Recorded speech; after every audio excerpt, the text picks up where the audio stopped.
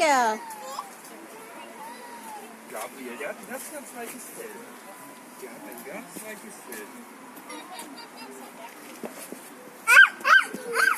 Gabriel, komm. Brauchst du keine Angst, Maus? Geh mal zu Papa.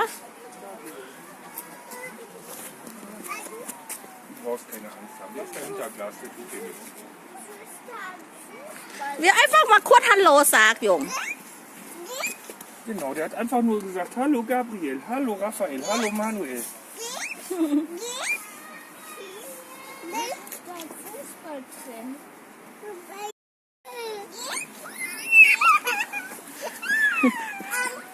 Angst.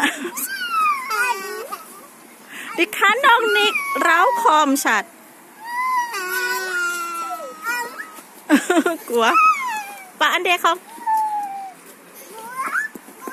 กลัวปะ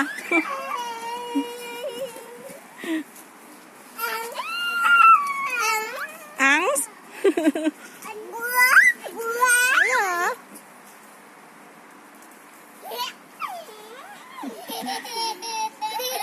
Ja, ne, weil du nicht weg kannst, auch wieder lachen, ne? Quatsch.